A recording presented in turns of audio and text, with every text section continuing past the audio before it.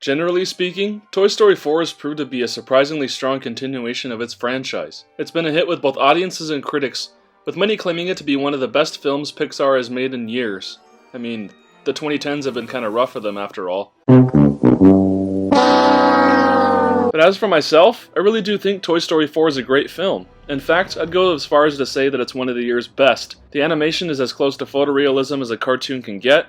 Randy Newman's musical score is brilliantly used as it's always been. All of the voice actors do a terrific job providing personality and life to their sentient toy characters. And above all, the heartfelt and emotionally satisfying storytelling that Pixar is known for is here in full force. However, this is not meant to be a straightforward review of Toy Story 4. Since most people seem to be on the same page with this film, I don't feel as though I have much to contribute in talking about it in general terms. Instead, I wanted to get into something that many more people have taken issue with. The ending. Because of this, if you have not seen Toy Story 4 yet, please go ahead and close your browser and see it. I'd prefer you to see the movie and formulate your own opinion first, before hearing what I have to say. So from here on out, a spoiler warning is in effect. So as a brief recap, let's talk about what exactly happened at the end of Toy Story 4. In the film's final moments, Woody makes perhaps the toughest decision he's ever made throughout the series. Instead of going home with Buzz and the rest of the gang, he chooses to remain with Bo Peep at the carnival. Buzz reassures Woody's decision-making by saying that Bonnie will be okay without him, letting Woody realize he doesn't necessarily need to be loyal to one single kid to fill his purpose of bringing children joy. With that, Woody and the rest of the toys share a tender farewell, and then he joins Bo on their new adventure of bringing purpose to lost toys. On a surface level, one can look at this conclusion and consider it to be Pixar trying to elicit another emotional response out of their audiences. I wouldn't blame anyone for thinking this way at all.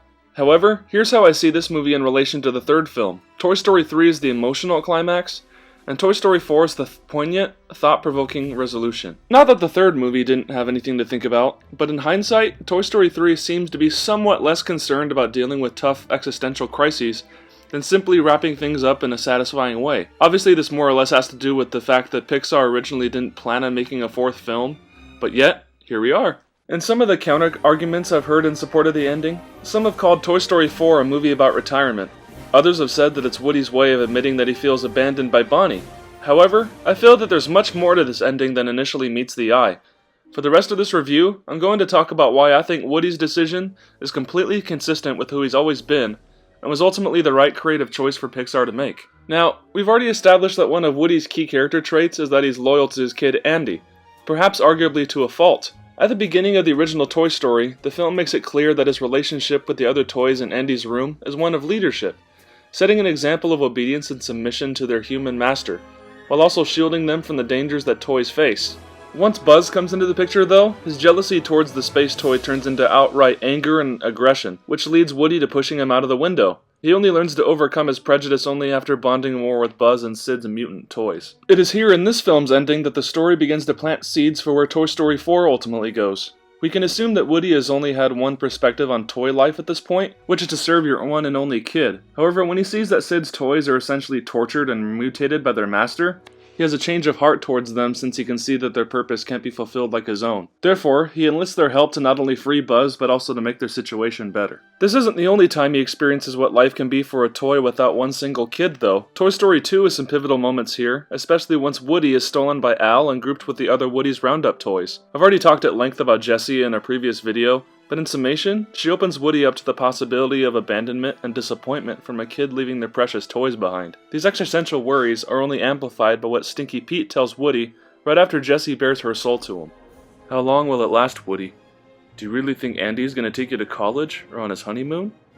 Andy's growing up, and there's nothing you can do about it.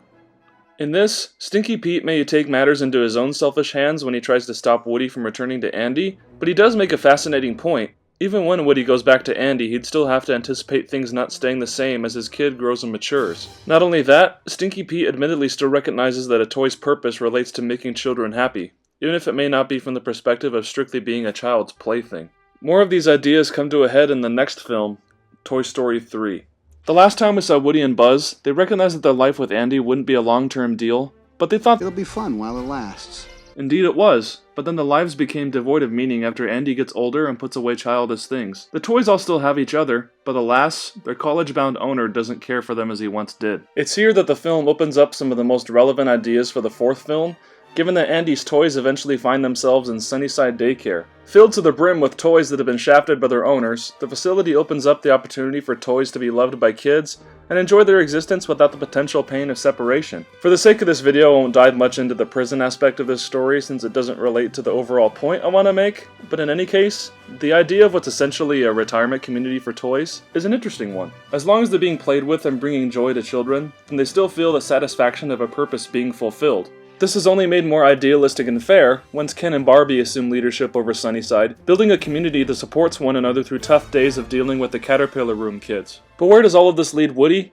Well, let me explain. Despite all that he's experienced, Woody still holds firm to the idea that Andy's the only child for him. This is where his rightful intentions really start to become a problem, because the other toys wish to lead a new fulfilling life, whereas Woody wants to hold on to what he's always known. This conflict is eventually resolved once Woody comes to the realization that he, as a longtime leader, should do what's best for the group, helping the other toys first, and allowing Andy to move on with his life. In the end of Toy Story 3, Woody finally learns to let go of his longtime friend and serve a new child, Bonnie. Given how Woody's gotten to this point though, here's where I think his characterization gets to be the most interesting and poignant as it's ever been.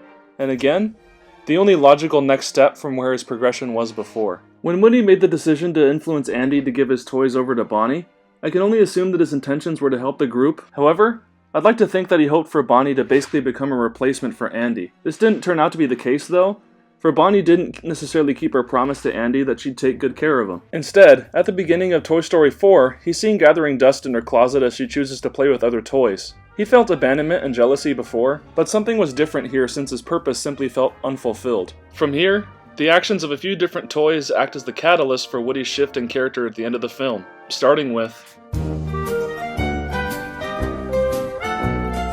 Even if Bonnie doesn't have a particular love for Woody, he still remains loyal to her because of his long-held belief that he needs to serve a child. This duty is reinvigorated after he covertly accompanies Bonnie to her kindergarten orientation day. She feels very uncomfortable at first, but after Woody sneakily gets some art supplies under her table, Bonnie creates Forky, a toy made from a spork. Woody recognizes that this means the world to Bonnie since Forky represents her ability to get through something foreign and frankly nerve-wracking to her. Therefore, he sees this as an opportunity to be Bonnie's protector by being a mentor to Forky. However, a conversation that they share plants a seed for why Woody's final decision in the film makes sense for his character. Late one night, after Forky throws himself out of the RV Bonnie's family's traveling in, Woody goes after him and once again tries to convince Forky that he's not trash, but indeed a precious toy of Bonnie. Personally, this is one of my favorite scenes in the film, not just because the long tracking shot was a beautiful way to compose this very sweet conversation, but it plays up one of Woody's core strengths, empowering lost toys. From the very beginning, Woody helped Buzz come to terms with his existence as a toy, something he considers to be a very noble duty in comparison to being a space ranger. In the second film, Woody helps Jessie, Bullseye, and even Stinky Pete find their sense of purpose in serving children. His goal to return back to Andy after being stolen would have been enough to establish a conflict for the story, but the fact that he cared enough to invite the rest of the Roundup gang makes the film infinitely more meaningful. Fast forward to Toy Story 3, and in this, the primary consequence that Woody has in the story is his success in getting his family moved on to a loving new owner. Along the way, they all help fix the problems at Sunnyside, making practically every single toy happier. With that, as Woody helps Forky realize that his life has much more meaning and satisfaction as a toy rather than rotting in the trash, he does what he's always been best at, helping other toys find themselves. But this movie caused me to reconsider if he has done more in service of other toys than as a plaything himself. This, of course, leads me to the other major character in Toy Story 4 that makes a huge impact on him.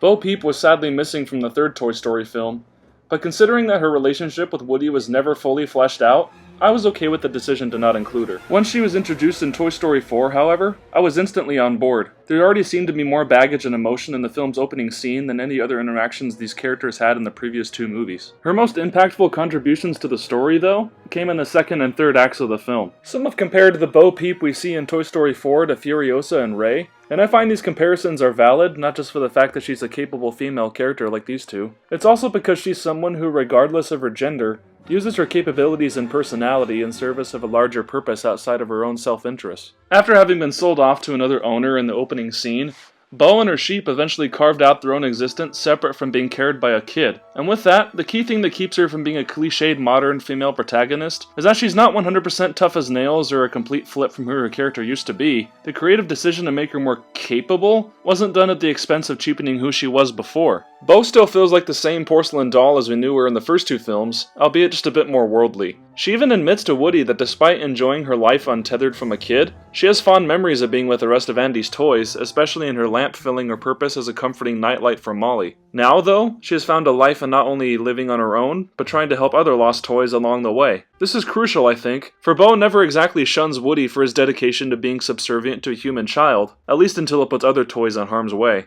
And she's not wrong in confronting Woody about this, for he has put his friends in mortal danger on numerous occasions just so they could get back to Andy. I'm not arguing that they should have abandoned their missions to return to their kid, but I do appreciate that this side of Bo's character represents a real, morally complex problem for Woody to dwell upon. It works as genuine tension between him and the love of his life, while also pushing Woody in an existential direction he always was doomed to head down, but never fully embraced. That's why, in my opinion, the final character I will mention is absolutely crucial to Woody's arc in Toy Story 4. Although I was initially let down by where this character was going, by the time Toy Story 4 came to a close, Gabby's storyline became one of my favorites in the entire franchise. The key reason is that she's the most unconventional villain between her, Sid, Stinky Pete, and Lotso. Gabby's threat to Woody's goal is a clear one, and undeniably sets the second act in motion by capturing Forky. However, this isn't done out of truly malicious intent, or arguably even selfish ones. She simply longs for the same love that other toys have gotten, the likes of which she never received since her voice box was defective. Obviously, Woody can relate to her situation since they're both pull-string dolls produced in the 1950s. In fact, upon realizing that all she really longs for is to be loved by one specific kid and nothing else, Woody agrees to let Gabby have his functional voice box in exchange for the captive Forky. He knows as well as she that being a child's plaything is what a toy ultimately longs for, so the bargaining chip seemed reasonable enough for him. Things take a shocking turn, however, for after all of this is said and done, the antique shopkeeper's daughter, Harmony, tosses Gabby aside without a second thought. With that, her one goal for who knows how many years fails in an absolute instant. Who else is someone who suffered similarly from such disappointment? Oh. I guess it'd be Woody, huh? He can easily pinpoint the shock and confusion he experienced, since he felt similar pain from both Andy and more recently Bonnie. Therefore, the fact that he goes out of his way to not only invite Gabby to go with him, but also to bring her to a kid truly in need of hope after being separated from her parents, is about as meaningful for his character progression as anything in that movie could have been. Gabby may have initially seemed like a by-the-numbers villain, but peeled back layers revealed quite the relatable, heartfelt character by the end. So where does all of this lead for Woody and his extremely difficult decision in the end? Well, if I'm being quite honest here, after having seen Toy Story 4, I no longer consider the final moments of the third movie to be the perfect ending. Sure, that film certainly ties things together in both emotionally and thematically resonant ways, but I completely see why the creative team at Pixar felt the need to tell one last part of Woody's story. I feel like he's now found a true path, one that him and Bo will be able to find true happiness and satisfaction from. After all, even Buzz was able to see how conflicted Woody was about going back to Bonnie. He knew that if his best friend was to go back with him, nothing would change, and that Woody would ultimately suffer from a lack of fulfillment. It's the difference between someone who has a career they love, as opposed to just having a job without any sort of emotional attachment to it. Both have their benefits, such as the promise of a paycheck, but the internal rewards are night and day differences between one another. With regards to the ending, what I think people don't realize is that if Woody did stay with Bonnie and the rest of the toys, then the whole entire film would have been pointless. There would still be value in that the comedy, visuals, and the relationships between the characters were all fleshed out, but it nonetheless would have justified anyone who bemoaned the mere existence of this thing. Woody still would have been without purpose with an apathetic Bonnie as his owner, and he would continue to wade through his existence constantly dissatisfied. The fact that Pixar made this bold move is admirable enough, but their ability to make it work within the context of the other films is even more impressive. I have no idea how they're able to have everything build up to the fourth film so smoothly, but they pulled it off. In the end, I see Toy Story 4 in a similar way to another Pixar film which came out a decade ago, Up. Carl Fredricksen's promise to his late wife Ellie pervaded his mind so much that it clouded him from other aspects of his life he was missing out on. He could have been enjoying other human relationships, finding new hobbies, and simply looking for reasons to exist beyond simply grieving over his wife. But his grief and loneliness consumed him so much that he almost lost his chance at exciting new opportunities. However, once he sees the final note written by his wife which reads, "Thanks for the adventure, now go on a new one," he follows his wife's loving counsel faithfully. By the end of the film, he still completes his goal of getting his house to Paradise Falls, but lives on enjoying his new friendships with Russell and Doug.